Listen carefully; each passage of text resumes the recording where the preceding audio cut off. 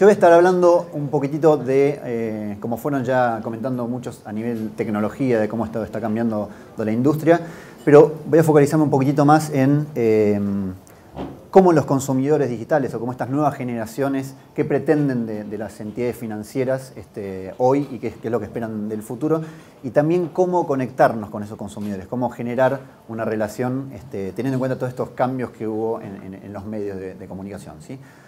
Así que vamos arrancando. Una de las cosas que ya fuimos viendo a lo largo de toda esta mañana de presentaciones es que la tecnología y la innovación está generando cambios muy profundos.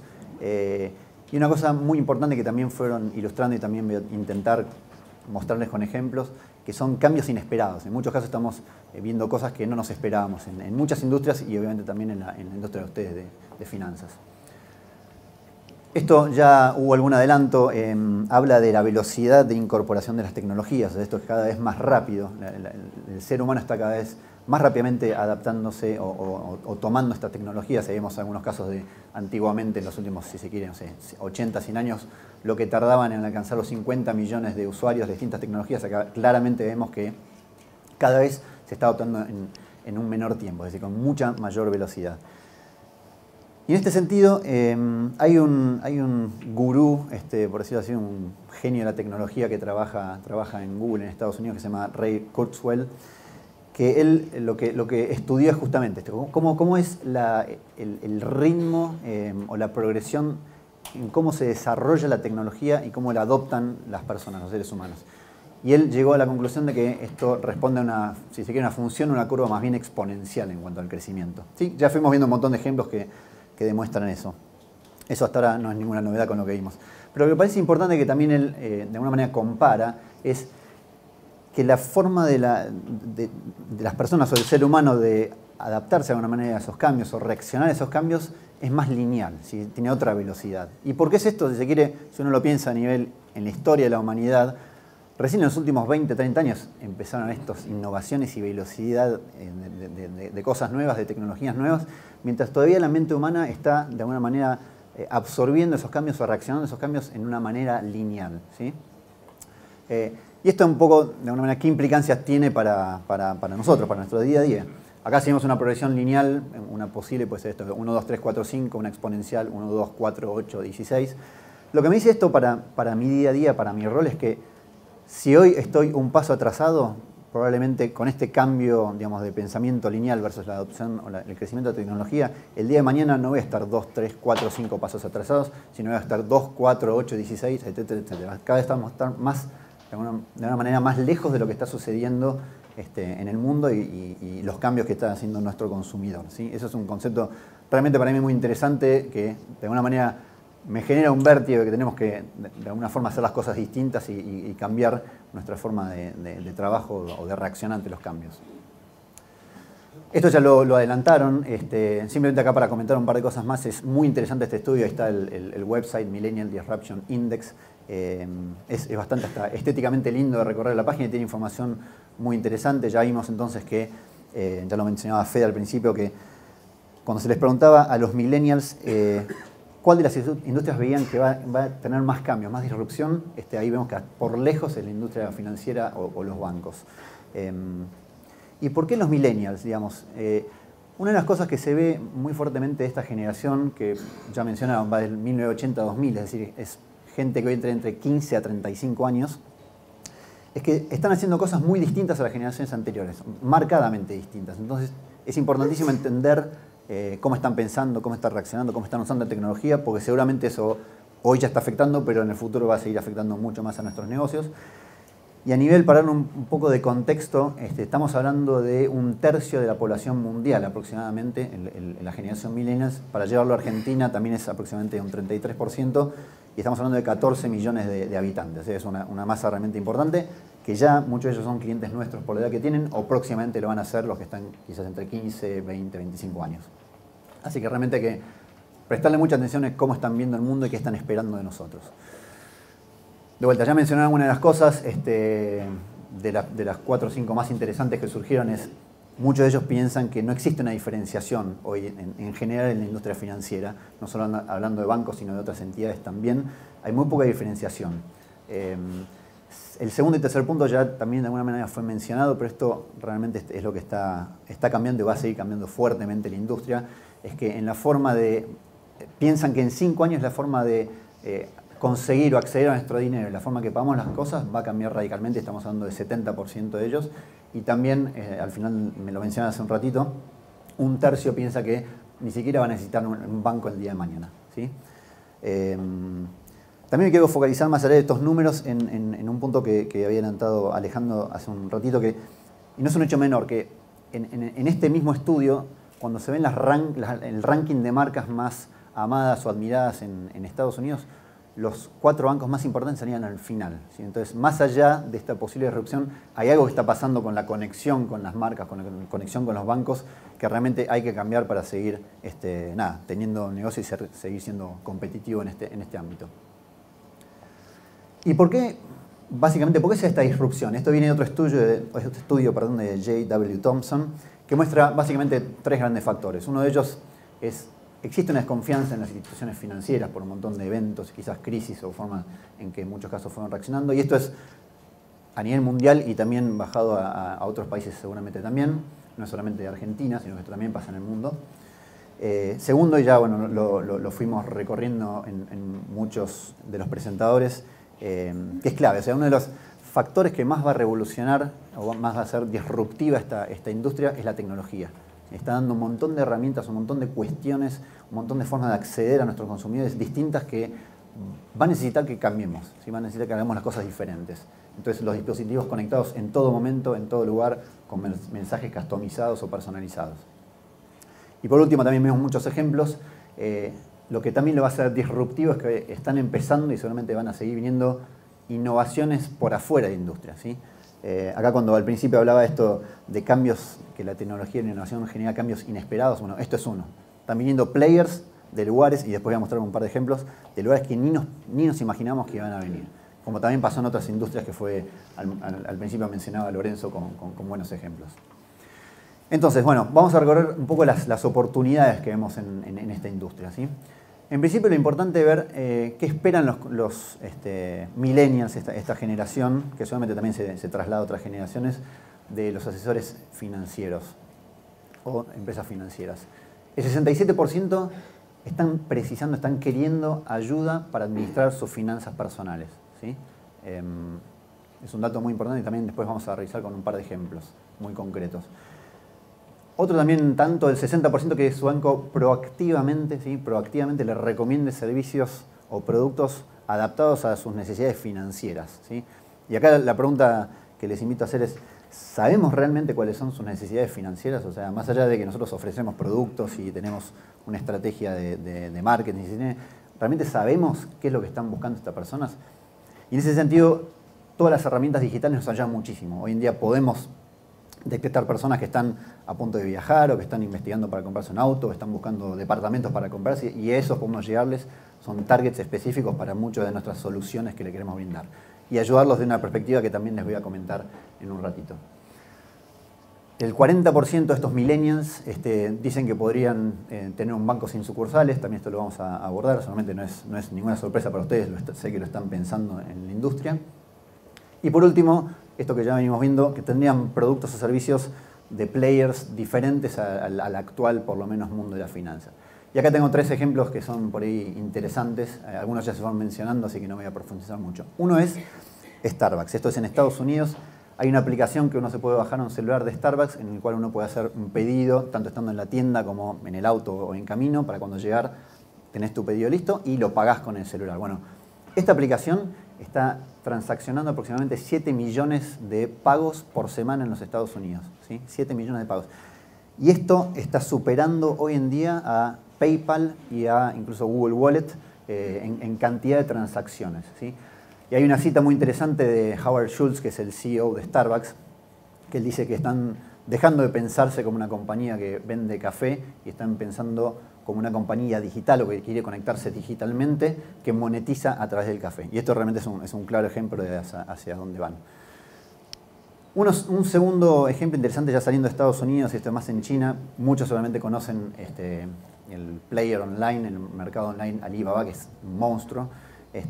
Y Alibaba tiene un sistema de pago que es Alipay. Alipay es el primer procesador de pagos de China, ¿sí? Y a nivel mercadería transaccionada, ¿sí? Entre vendedores y compradores, está alcanzando unos 240 billones de dólares en el último año. Esto, para que tengan un nivel de dimensión, supera a Amazon y a eBay juntos, o sea, combinados. Realmente es un monstruo. Y imagínense las entidades financieras de China, si digamos, están más preocupadas hoy por lo que están haciendo sus competidores o por el flujo de clientes o el flujo de transacciones que se están llevando players que a lo mejor no eran necesariamente competidores directos hace unos años. El tercer ejemplo ya lo adelantaron hace un ratito, que es esto, M-Pesa, desarrollado por una telefónica que es Vodafone. Quizá lo que podía agregar acá, aquí incluso muestra el ejemplo del teléfono Nokia, que recién creo que Lorenzo mencionaba, acá se ve claramente. ¿Qué tiene interesante esto? Están llegando en Kenia a gente o a consumidores no bancarizados, ¿sí? En Kenia más o menos tiene la misma cantidad de habitantes que Argentina, 40 millones. Y 2/3, como se mencionaba, ya está utilizando esta plataforma. Y un dato también estadístico interesante es que el 43% del PBI de Kenia está siendo de alguna manera transaccionado por esta plataforma que viene de una telefónica, ¿sí? Y si se fijan, ni siquiera necesitan conexión a internet o conexión Wi-Fi. Se hace a través de sistema de mensajes, SMS, ¿sí? Ahí están pasando 40% del PBI de ese país y como ya vimos se está amplificando en muchos otros países porque realmente la herramienta funciona. Entonces esto que mencionamos al principio de los cambios inesperados.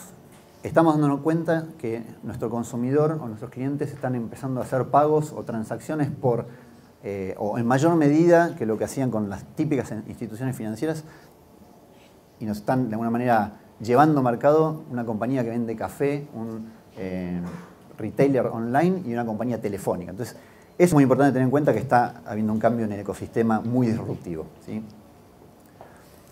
Entonces, ¿cómo capturar la oportunidad? Creo que una de las grandes ventajas que tienen las entidades financieras, más allá, o sea, contra todos estos nuevos jugadores, si se quiere, es que tienen ya una base de clientes muy importante. En general son entidades grandes. Y creo que una cosa vital es la información. O sea, si no me equivoco, debe ser de las industrias que mejor cantidad y calidad de información tiene de sus clientes o usuarios en muchos ámbitos, ¿sí? Desde qué compran, dónde viven, edades, y cuántas tarjetas tiene cada uno, cómo es su forma de pago, si se atrasan, si pagan regularmente. Bueno, hay un montón de información. El gran desafío obviamente es cómo utilizar esa información, cómo realmente la información está de sobra, es cómo canalizarla y utilizarla para nuestro provecho. En ese sentido hay un estudio de Accenture que lo tomamos prestado para mostrarles algunas recomendaciones de cómo capturar esta oportunidad en empresas de servicios financieros. Y está basada en tres estrategias. Una es la estrategia omnicanal, la segunda son consejos personalizados y la tercera es extender el ecosistema. Vamos a recorrer brevemente cada una de ellas. Entrando por lo que son la estrategia omnicanal. Acá vemos un gráfico que muestra en los Estados Unidos cómo fueron evolucionando en los últimos 2 años la cantidad de interacciones que tuvieron nuestros clientes con distintos, si se quiere, canales que puede tener una entidad financiera. Esto no creo que pase en Argentina todavía, pero en Internet es la número uno, es el canal número 1, si quieren, en países desarrollados y seguramente no va a tardar en llegar acá en esta proporción. Segundo son los ATMs o cajeros automáticos. Y ahí empezamos a ver cosas interesantes como el gran crecimiento de mobile, los celulares, como también se ve al final de social media. Y esto en general está yendo en detrimento de la típica llamada telefónica de línea y sobre todo la interacción en las sucursales. Y en ese sentido una cosa para tener muy en cuenta es cuál es más allá de los porcentajes o de la cantidad de interacciones, es cuál es el costo de interacción en cada una de ellas. Y hay un par de estudios que promedian un poco que dicen que el costo de una transacción en Internet es el 5% de lo que me cuesta una transacción en una sucursal. Tiene sentido porque es otra plataforma, tiene otra estructura, etc. Y el costo de una transacción mobile es el 2% comparado con esa misma transacción hecha en una sucursal. Y acá estamos viendo claramente que muchos de los que empiezan a usar banca móvil están dejando de ir a las sucursales, que tiene, la verdad, bastante lógica. Entonces, un poco hay que replantear cómo van a ser las sucursales en el futuro. Muy probablemente sean mucho más parecidas a lo que es un Mac Store, ¿sí? No por lo que se vende, sino por la experiencia. Uno va, de alguna manera, mira los productos, interactúa, averigua, se asesora y después quizás termina comprando por otros medios. Entonces, hay algunos ejemplos en el mundo. Este es un ejemplo del banco Chase de Estados Unidos, que está experimentando lo que le llaman The Branch of the Future, la sucursal del futuro. Y básicamente tiene ese concepto que decía recién. En vez de estar las personas que atienden al público detrás de un mostrador, detrás de una ventana quizás blindada, están circulando por la sucursal con una tablet, ayudando a las personas con sus transacciones o con sus dudas. E incluso también la proporción de, si se quiere, dentro de los empleados de esas sucursales, entre cajeros y asesores financieros, está mucho más volcada a lo que son asesores financieros. Pues justamente es lo que probablemente vaya a hacer la gente en la sucursal, ¿sí? Como decíamos antes, hay transacciones más simples, más del día a día, que las vamos a poder hacer mucho más fácilmente desde cualquier momento y cualquier lugar en internet o en celular. Y quizás tengamos que ir a la sucursal para otro tipo de cosas, para evaluar a lo mejor productos más complejos o para que me asesoren con situaciones puntuales. Me quiero comprar una casa o un auto, ¿por dónde empiezo? ¿Qué me recomendás? Y ahí es donde vamos a tener que adaptar ese canal a este tipo de necesidades. El segundo de los puntos es esto del consejo personalizado, y acá lo que decía hace un ratito de la gran cantidad de información que hoy en día cuentan las empresas financieras, es donde realmente se puede usar con mucho provecho y muy bien utilizado para llegar al consumidor para lo que necesita. No voy a volver a abundar en números, pero sabemos que, de hecho lo vivimos nosotros, la generación millennials y las que siguen también, el uso de smartphones está creciendo terriblemente, no hace falta ni siquiera que les dé estadísticas.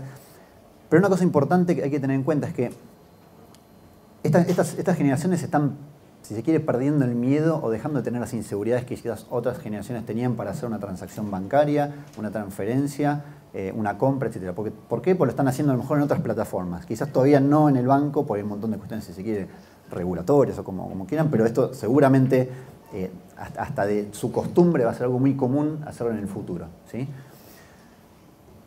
Y un dato muy interesante de un artículo que salió en La Nación hace poquitito, que mostraba el ranking de las aplicaciones descargadas en los celulares pagas en el último, no me acuerdo tiempo, en los últimos meses en Argentina. Y lo importante acá es pagas. ¿Por qué menciono esto? Generalmente cuando nosotros somos clientes de un banco podemos usar el home banking o nos podemos descargar una aplicación gratis del banco. Entonces esto nos está diciendo, ¿qué está pasando? Porque la gente, además de tener esta, si se quiere, aplicación que me brinda el banco gratis, está descargándose de aplicaciones y paga por eso. Bueno, justamente porque a lo mejor no estamos cubriendo lo que están buscando, cubriendo sus necesidades. En gran medida, acá vemos resumen lo que hace cada una de ellas. La gran mayoría está orientada a esto de administrar sus gastos personales o, en segunda instancia, pagos y transferencias. Esto también es para tener en cuenta, ¿sí? Están de alguna manera entrando players de afuera que están cobrando por cada descarga, por algo a lo mejor que perfectamente podríamos hacer nosotros, y de hecho hasta nos correspondería hacer nosotros por tener nuestros clientes y tener la información de nuestros clientes. Y el tercero es esto de extender el ecosistema, que es básicamente la importancia de conocer a mi cliente en qué es lo que está buscando y cómo poder, si se quiere, venderle o conectarme con este cliente con más productos. Puede ser cross-sell o upsell o distintas estrategias. Pero una cosa que me parece muy interesante, y este es un ejemplo del Commonwealth Bank, que es un banco australiano, que ahí sí les invito también a entrar a la página y vean cómo está, si se quiere, está comunicada la página. Está pensada, creo que al principio Lorenzo mencionaba esto en la analogía del taladro del agujero. La gente no busca un taladro, sino que está buscando hacer un agujero. En este sentido es casi lo mismo. Normalmente nosotros entramos a los websites de los bancos y me dice préstamo hipotecario, sacar una tarjeta, seguro para mi casa. Y en definitiva lo que quieren no es eso. Lo que quieren es cómo está planteado la comunicación de esta página. Es decir, yo qué quiero, comprarme una casa o comprarme un auto, ¿sí? O y, no sé, hacer las compras de Navidad. Y en ese sentido vale la pena darle un vistazo a cómo está planteada esta página. No está solamente la fotito y la descripción, sino que cuando uno entra, yo hice la experiencia de esto de comprar un auto. Entras al sitio de comprar un auto y tenés todo un asesoramiento que te va contando, que ni siquiera le correspondería al banco, si se quiere, pero en definitiva me está dando valor, y yo tengo una mucho mejor relación con este banco, que hablaba de recomendaciones de cuándo te conviene comprar un auto nuevo, cuándo un auto usado, cuál va a ser el costo total que vos vas a desembolsar en esa compra, más allá del valor del auto, habrá impuestos, tasas, etcétera. ¿Cuál es el costo de mantenimiento? O sea, yo me compro un auto, pero bueno, ¿cómo eso va a afectar a mis finanzas personales dependiendo del modelo? ¿Cuánto va a gastar de nafta, de seguro, etcétera, etcétera, etcétera? Me están dando un montón de información, un montón de valor de vuelta focalizado en lo que yo quiero hacer, en mi necesidad, y no en simplemente de dar un préstamo para alguien que se va a comprar un auto. También obviamente compara cómo es, si se quiere, la financiación que ofrece una concesionaria contra la financiación que ofrecen los bancos en general. Pero da un montón de información más para generar una muy buena conexión con mis clientes. Y acá tengo un ejemplo para mostrarles en este sentido que ya habla más de lo que es aplicaciones que se desarrollaron. Esto es una empresa que se llama Moven, que preste atención la claridad con la que está planteada y cómo cubre esa necesidad que decíamos al principio de ayudar a las personas a administrar sus finanzas personales. Es un video cortito, pero vale la pena. Welcome to Moven. Moven is a debit account that tracks where your money goes instantly. With Moven, we make tracking your money as easy as spending. Every time you make a purchase with your Moven account, you get an instant notification telling you about your spending, how much you've spent in that category, and how you're spending overall. We do all the categorization and work for you. Now you know if you're able to afford to go to dinner with a friend. Right from the app, you'll get a glimpse of how you're spending. No more guesswork or fuzzy math. We also let you do all the things other debit accounts let you do, like pay friends and make transfers. So when your friend picks up the tab, you can send them money instantly. You don't even need their email addresses. If you're Facebook friends with them, you can send them money right then and there. We know that no one leaves home without their phones, so why not turn your phone into a wallet? With our payment sticker, you can stick it on your phone or on your keychain and pay everywhere MasterCard PayPass is accepted. So, unlike paying with cash and credit cards, where you don't know where your money goes, Moven keeps you in the know about where your money is going. Download Moven today so you can spend, save, and live smarter. Sí, bueno, muy interesante el ejemplo que muestra cómo responder a esa necesidad y también es de un jugador que entró por afuera, que no fue desarrollado por un banco, sino fue de afuera de la industria. Esta es la parte final donde vamos a hablar de cómo conectarnos con estas nuevas audiencias, con estas nuevas generaciones que realmente tienen un contacto digital muy importante. Y una cosa para tener en cuenta es que nuestros objetivos de relacionarnos con nuestros clientes o consumidores no cambió, siguen siendo los mismos. El tema es la forma en que hacemos esto y ahí es donde está la clave. Ya mencionaron al principio el tema de las interacciones. Esto es un research que se hizo en Argentina. Casi el 90% de las interacciones de nuestros clientes o de las personas están hechas a través de pantallas y cada vez menos en los otros medios más tradicionales, si se quiere. Y ya Fede había mostrado, haciendo un doble clic en el mundo de las pantallas, dónde está la mayor cantidad de interacciones, que la vemos mucho más fuertemente en los smartphones y en las computadoras o laptops. Y la pregunta un poco que hay que hacerse es si nosotros queremos que nuestros consumidores nos vean o nos escuchen, francamente tenemos que estar donde los consumidores están viendo o están escuchando. Si no, realmente nos estamos perdiendo un caudal importantísimo de gente con la que queremos comunicarnos. Ahí también habla de la cantidad de horas que estamos conectados o en contacto con estas pantallas en forma a veces simultánea.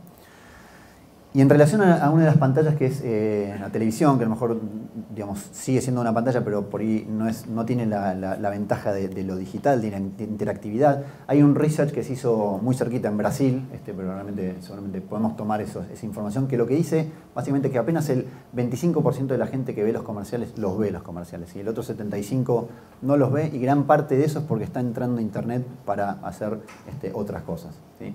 Con lo cual también dentro del mundo de pantallas la atención está cambiando, ¿sí? Porque la forma de interactuar también está cambiando. Y en este sentido estamos viendo de cómo conectarnos con nuestros clientes o nuestros consumidores, 3 cambios muy importantes que vienen de la mano de lo digital. Y básicamente están como relacionados con que el consumidor cada vez tiene más, o el usuario cada vez tiene más poder de decisión y no tanto, si se quiere, nosotros desde marketing, nosotros desde nuestros presupuestos o de cómo queremos comunicarnos. Básicamente uno de los primeros es, nosotros invitamos al consumidor y él decide aceptarnos o no, ¿sí?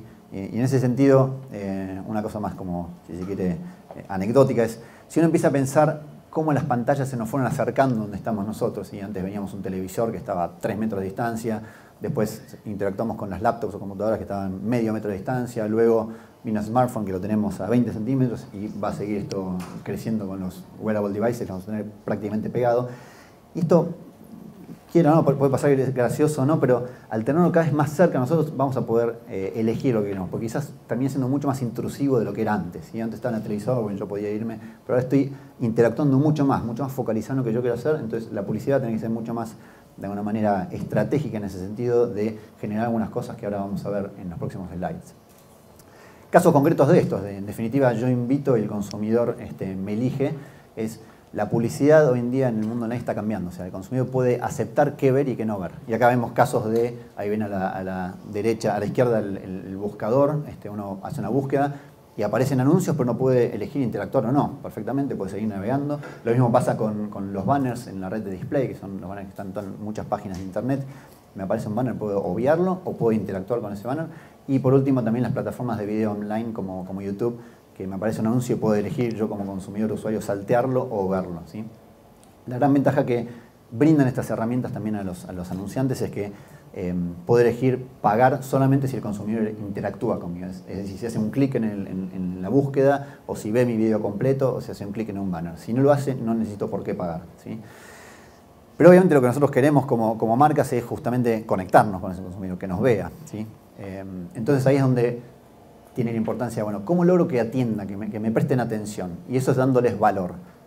Y hoy en día el valor, uno de los tres grandes puntos importantes en donde el usuario encuentra valor en el mundo digital son básicamente estos tres. O está buscando algo de entretenimiento, así que es muy fuerte en el peso de los tres que voy a mencionar, o está buscando algo de educación, es decir, algún tipo de información que le sirva, que esté queriendo aprender o asesorarse por algo, o algo, educación, y por último, utilidad, ¿sí? Estoy buscando algo que en definitiva me dé algún valor, que me sirva. Y hay muchos ejemplos, no voy a recorrer uno a uno, pero de empresas incluso en el mundo financiero que están utilizando esto muy bien. Hay un ejemplo ahí de Geico, que es una aseguradora muy grande en Estados Unidos, que hizo una campaña muy divertida que terminó viralizando, hasta si terminó haciendo videos remixados por los usuarios como contenido y los subían a las redes. Pero creo que en ese sentido en Argentina tenemos muy buen material, o sea, tenemos unos creativos realmente muy buenos. Si usted se pone a pensar a lo que pasaba en la industria de la publicidad con los bancos hace 10, 15 años, realmente muy distintos de los que tenemos hoy. Con lo cual en ese punto, entretenimiento, creo que estamos haciendo un súper buen trabajo. La idea es cómo potenciarlo mucho más en los canales digitales, ¿sí? Y eso también hacia el final les cuento un poquitito un ejemplo.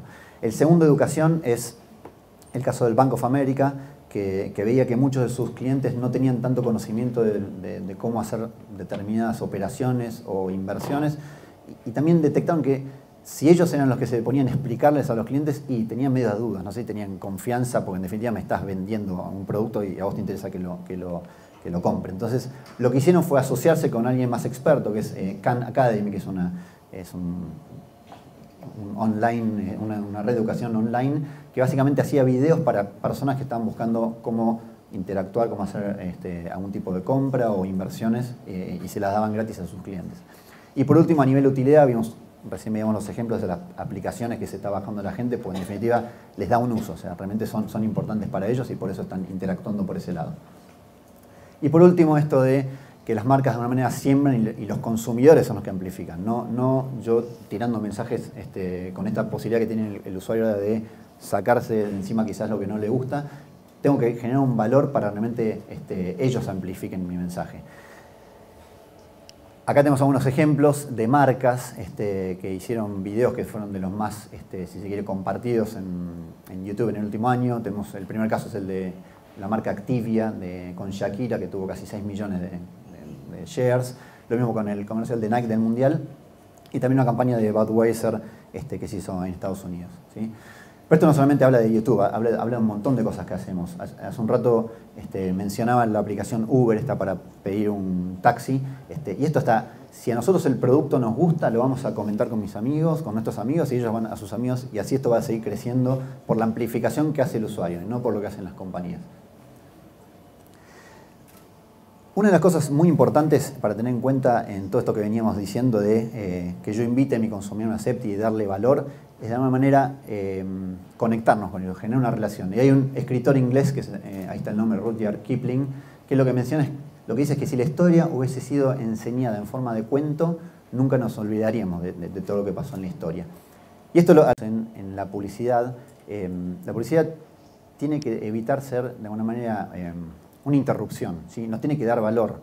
Y nosotros de las marcas lo que queremos es generar una relación con ese consumidor, generar una emoción. Y eso difícilmente se siga poder haciendo con los típicos 30 segundos que nosotros estamos por ahí acostumbrados desde lo creativo hasta la forma en pautar medios que nos daba la televisión, ¿sí?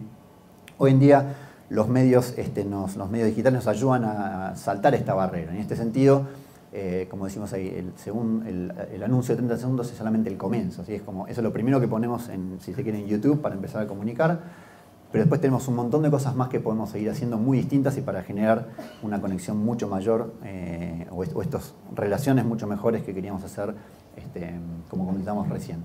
Estos formatos no restringen la creatividad, tenemos historias más largas para contar y también son interactivas. En muchos casos podemos interactuar con ese anuncio, con lo cual también me genera más cercanía. Un ejemplo de esto, 3 ganadores del Premio León de los Cannes recientemente eran anuncios que estaban los 3 primeros fueron entre 2, 3 a 7 minutos de distintas marcas, pero ya no está más focalizado en los 30 segundos que no va la televisión. Y más allá de la parte, si se quiere, cualitativa de los 30 segundos, una cosa que nosotros estamos sugiriendo cada vez más es de complementar las campañas nuestras que hoy salen en televisión con otras plataformas. ¿Por qué? Por lo que veíamos recién, porque la gente está viendo muchas otras pantallas además de la televisión, que sigue siendo medio masivo y no lo va a dejar de ser. Pero lo importante es que hay estudios que hicimos con 8 marcas en Latinoamérica que arrojan resultados muy interesantes y que básicamente lo que dicen es: lo que se hizo en promedio en estas campañas fue destinar el 10% del presupuesto total de la campaña, 10% nada más, asignado a plataformas de video online como YouTube. Y cuando se estudió el impacto en los consumidores, se vio que cada peso invertido en YouTube, comparado con un peso invertido en televisión, tenía 5 veces más construcción de marca, es decir, generación de atributos, reconocimiento de atributos de las marcas que querían comunicar, y 3 veces más eficiente en lo que es generación de reach, ¿sí? Y acá hay un grafiquito muy sencillo que un poco explica qué es esto y también el porqué de esto. O sea, en promedio estas campañas que se analizaron, con la televisión se llegaba aproximadamente a un 79-80% de reach. Cuando veíamos lo que pasaba con YouTube, destinando de vuelta esa proporción de la campaña de 10%, estamos llegando a un 57%. Y lo más interesante es el reach incremental. Estamos llegando a 12% de las personas que no hubiésemos llegado a través de la televisión, ¿sí? Así que en ese sentido también la complementariedad de la inversión entre YouTube y la televisión es algo muy importante para llegar y entregar nuestro mensaje. En definitiva, resumiendo un poco esta parte, para un poco, como esto es Think with Google, tratar de pensar cuando volvamos a nuestras oficinas, ¿realmente estamos pensando en este cambio exponencial o seguimos de alguna manera intentando hacer cambios más lineales, ¿sí? Estamos reaccionando como está reaccionando nuestro consumidor, como está explotando, si se quiere, la tecnología del mundo digital.